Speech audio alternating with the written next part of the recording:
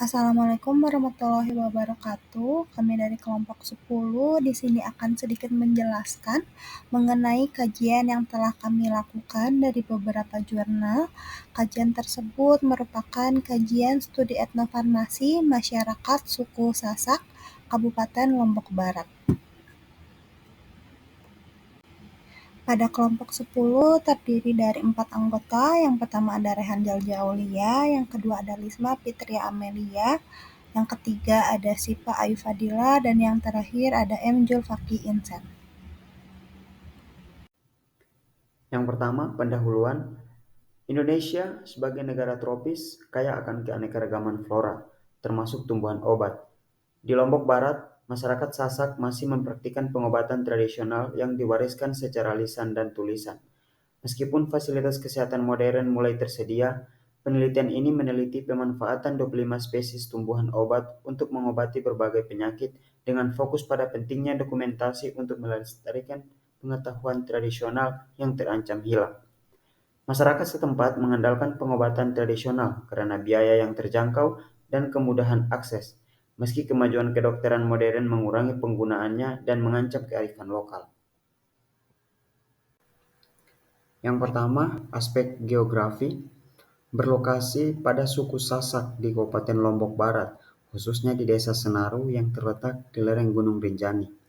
Kondisi alam, daerah tersebut memiliki topografi berbukit dengan tanah subur yang mendukung pertanian dan pertumbuhan berbagai jenis tanaman obat. Yang kedua yaitu aspek demografi, meliputi masyarakat suku Sasak, yaitu populasi yang diteliti adalah masyarakat asli suku Sasak yang mayoritas menganut agama Islam dengan sebagian kecil beragama Hindu. Pekerjaannya yaitu masyarakat umumnya bekerja sebagai petani menanam berbagai jenis tanaman seperti padi, jagung, dan sayuran. Yang ketiga yaitu aspek sosial. Struktur sosial, masyarakat memiliki struktur sosial yang melibatkan kepala adat dan dukun kampung yang berperan penting dalam pengobatan tradisional.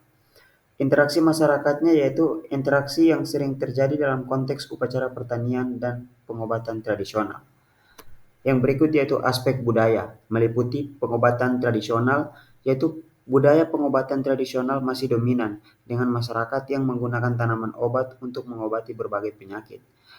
Kearifan lokal, yaitu pengetahuan tentang tanaman obat yang diwariskan secara turun-temurun, melibatkan praktik seperti trial and error dalam penggunaan tumbuhan.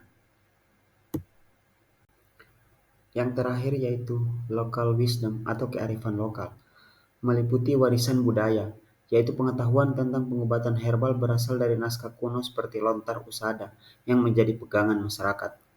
Praktek sehari-hari, masyarakat masih mempraktikkan pengobatan tradisional meskipun ada kemajuan dalam kedokteran modern, menunjukkan nilai-nilai budaya yang kuat.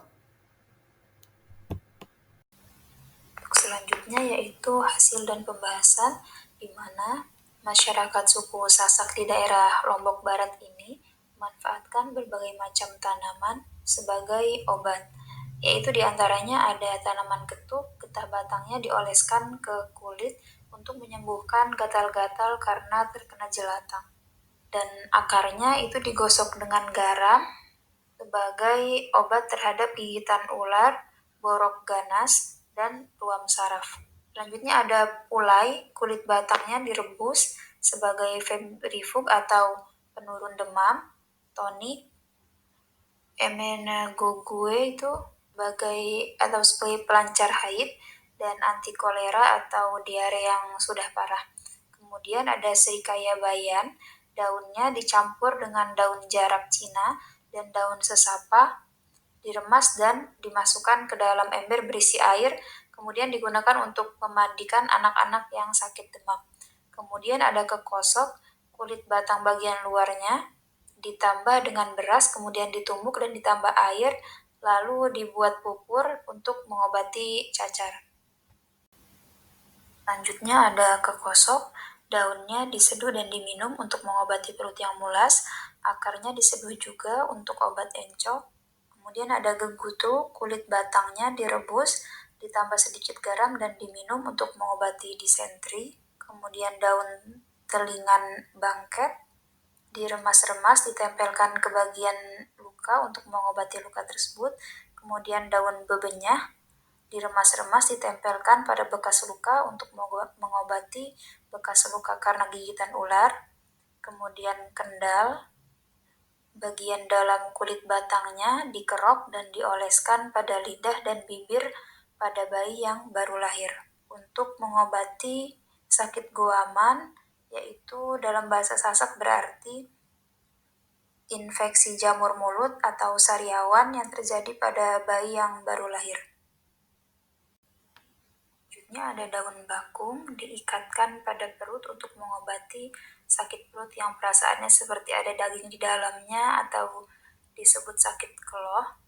Kemudian daun geronong bodok diremas-remas dan airnya diteteskan pada mata yang merah. Kemudian daun empet-empet diremas dan ditempelkan ke bagian yang luka untuk mengobati luka. Dan bisa juga direbus ditambah sedikit garam, kemudian diminum untuk menyembuhkan diare. Daun seripa diremas-remas dan ditempelkan pada bagian yang sakit untuk mengobati luka. Dan jambukan getah batangnya dioleskan untuk obat luka. Daun kayu putih diremas-remas untuk mengobati luka bekas gigitan kalajengking. Kemudian bisa juga diremas kemudian dioleskan ke leher untuk obat batuk. Kemudian ada tanaman sumangge direbus dan airnya diminum 3 kali sehari 1 gelas, ditambah garam sedikit untuk obat batuk. Daun urut pemecut jaran diremas dan ditambah garam sedikit, kemudian airnya diminum untuk obat batuk. Kemudian bunga kumbi, kuncup bunganya itu diambil airnya diteteskan ke mata yang merah sebagai obat untuk sakit mata yang merah. Kemudian kulit batang dari bunga kumbi direbus sebagai obat penyakit kulit. Jambukan juga daunnya bisa diremas dan ditambah garam dan air sedikit kemudian diminum untuk mengobati disentri. Kemudian lembu kik bulu, pucuk daunnya diambil dengan digigit pakai gigi dan ditambah pucuk alang-alang, kemudian disemburkan sebagai obat untuk sakit ngeresan atau sesak nafas. Kemudian lembu kik, getah batangnya dioleskan sebagai obat luka bekas gigitan kalajengking. Kemudian wareng, air dari daun dan buahnya diteteskan untuk mengobati sakit telinga. Kemudian jarak, daunnya diremas-remas ditambah garam sedikit, ditempelkan ke bagian yang luka untuk mengobati luka. Kulit batang durenan bisa direbus dan diminum untuk mengobati malaria. Kemudian belandengan, bijinya dimakan untuk mengobati cacingan. Baik, yang selanjutnya di sini yaitu ada tanaman pisang kayu. Yang digunakannya ini adalah kulit pisang kayu bagian dalamnya. Khasiatnya ini adalah untuk mengobati keseleo. Lalu ada bawang merah. Khasiatnya ini digunakan untuk mengobati panas atau demam pada anak. Kemudian ada kunyit yang digunakan untuk menghilangkan bekas luka. Lalu ada sirih merah, itu yang digunakannya adalah bagian daunnya. Digunakan untuk mengobati gatal-gatal. Lalu ada jarak pagar, digunakan untuk mengobati gusi yang bengkak dan panas dalam. Untuk gusi yang bengkak itu yang digunakan adalah getahnya, dan untuk mengobati panas dalam yang digunakannya adalah daunnya. Yang selanjutnya yaitu ada ubi jalar, digunakan untuk mengobati bisul. Bagian yang digunakannya ini adalah daun yang ditumbuk sampai halus kemudian ditempel pada bagian yang bisul. Kemudian ada labu, ini khasiatnya adalah untuk menghilangkan panas dalam. Kemudian ada pepaya, bagian yang digunakannya ini adalah daun dan buah. Untuk daunnya yaitu untuk mengobati malaria, sedangkan untuk buahnya itu adalah untuk mengobati penyakit mah.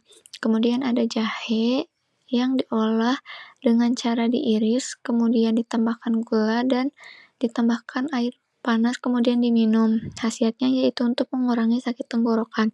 Kemudian ada kumis kucing, bagian yang digunakannya ini adalah daun dan bunga yang cara pengolahannya itu dimasak sampai mendidih, Gunanya adalah untuk menurunkan tekanan darah tinggi dan batu ginjal.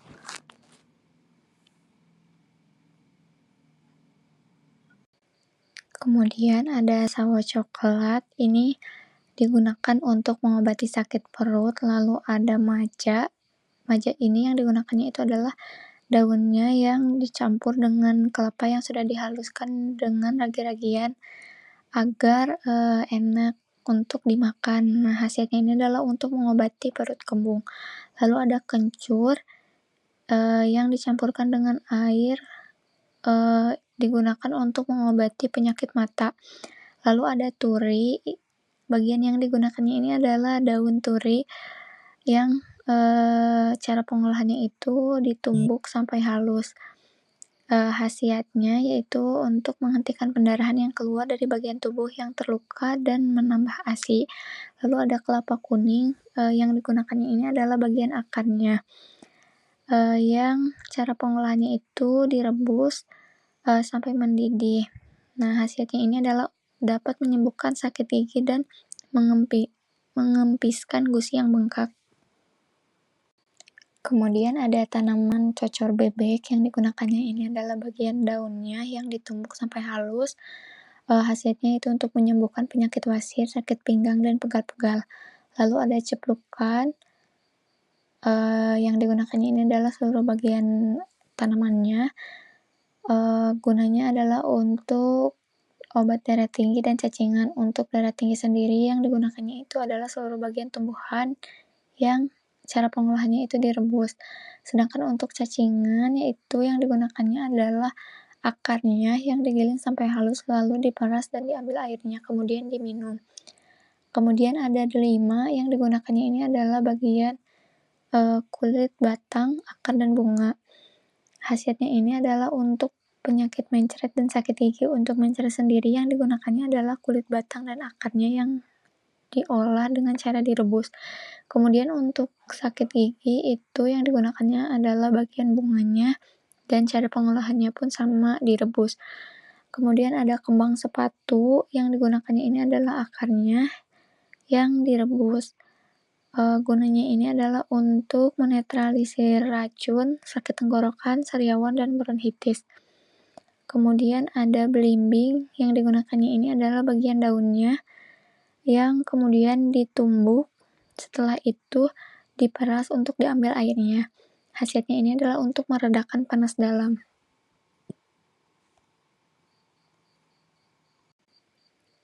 Kemudian ada kemangi, yang digunakannya ini adalah bagian daunnya. Khasiatnya adalah untuk menyembuhkan jerawat. Lalu ada jambu biji, bagian yang digunakannya itu adalah daun dan buah.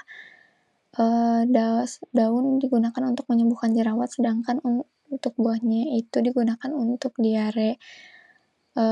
Sirih hijau itu yang digunakannya adalah bagian daunnya yang diolah dengan cara direbus. Khasiatnya ini adalah untuk membersihkan alat kewanitaan, gatal-gatal, dan luka bakar. Lalu ada beluntas, yang digunakannya itu adalah bagian daunnya yang digosokkan pada badan saat mandi. Khasiatnya sendiri yaitu untuk menghilangkan bau badan. Kemudian ada jeruk nipis, digunakan untuk meredakan batuk.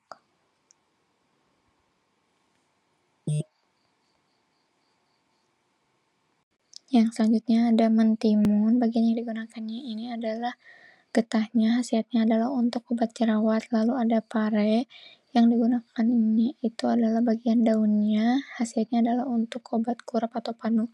Kemudian ada jeruk limau, yang digunakannya adalah bagian daunnya, digunakan untuk obat sakit kepala. Lalu ada kembang kuning, itu untuk mengobati panu dan sebagai lulur. Yang digunakannya ini adalah bagian daunnya. Kemudian ada buah mengkudu, yang digunakan untuk menurunkan tekanan darah.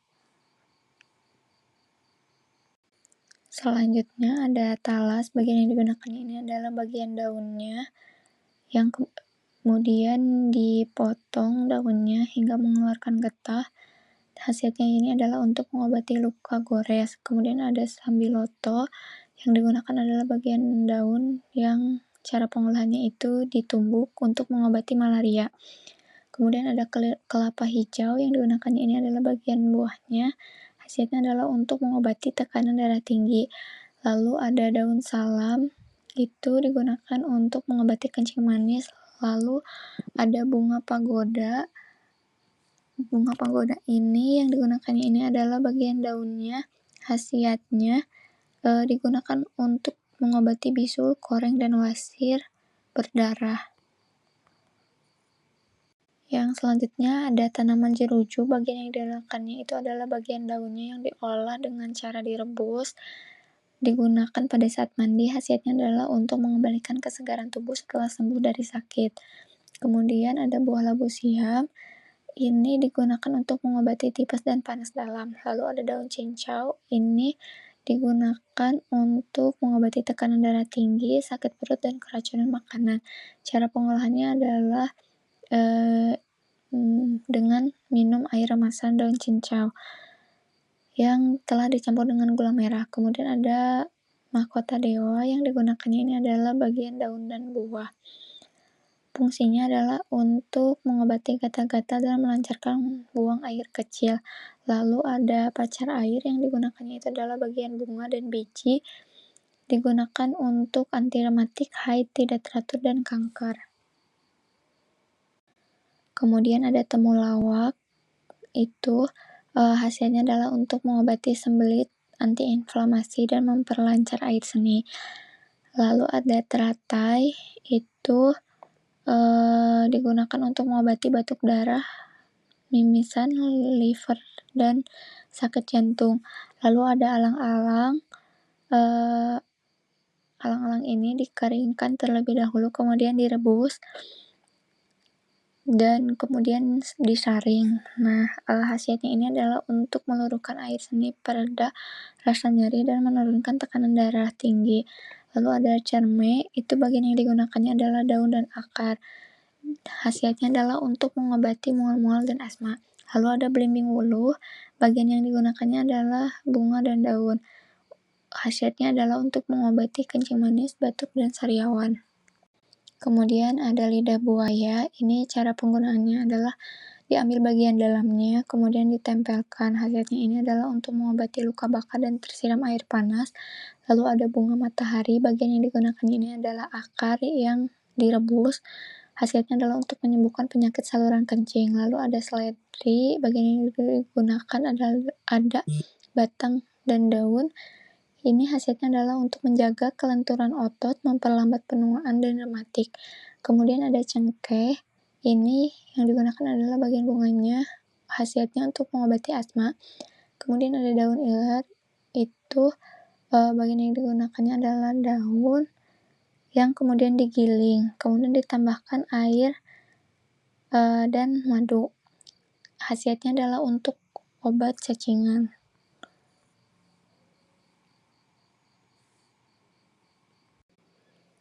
Kemudian yang selanjutnya ada daun inggu.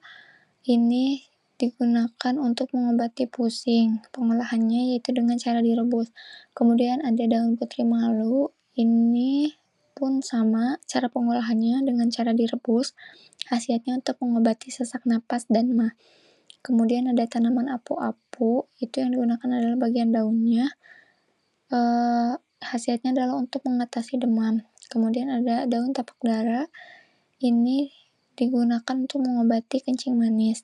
Kemudian ada brotowali, itu bagian batangnya yang digunakan, yang diolah dengan cara ditumbuk. Khasiatnya adalah untuk mengobati penyakit kulit. Lalu ada daun seribu. Daun seribu ini diolah dengan cara ditumbuk, kemudian ditambahkan madu, dan diminum. Khasiatnya ini adalah untuk mengobati gangguan pencernaan.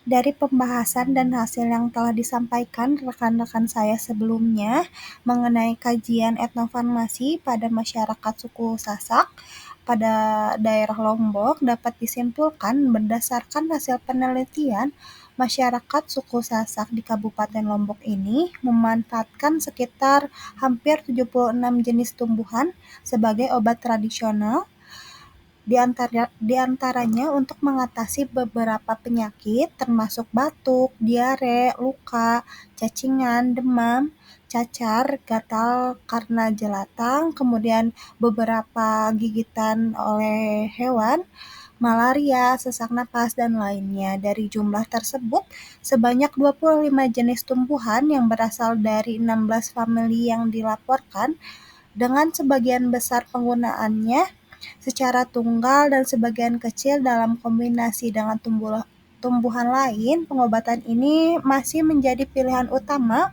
masyarakat dalam penyembuhan penyakitnya atau secara empiris. Namun, untuk memastikan efektivitas dan meminimalkan efek samping, diperlukannya penelitian lebih lanjut terkait kandungan kimia dari masing-masing tumbuhan tersebut, dosis yang tepat, serta uji klinisnya. Beberapa tanaman sudah diketahui kandungan kimianya, tetapi masih memerlukan pengujian tambahan. Salah satunya tumbuhan dengan nama pulai atau Astonia scolaris yang telah dikategorikan sebagai tanaman langka dan jarang ditemukan. Demikian presentasi yang dapat kelompok 10 sampaikan mengenai kajian etnofarmasi masyarakat suku Sasak di Lombok Barat. Semoga informasi yang kami berikan dapat bermanfaat bagi kita semua. Terima kasih atas perhatian dan waktu yang telah diberikan. Sekali lagi mohon maaf jika ada kekurangannya. Wassalamualaikum warahmatullahi wabarakatuh.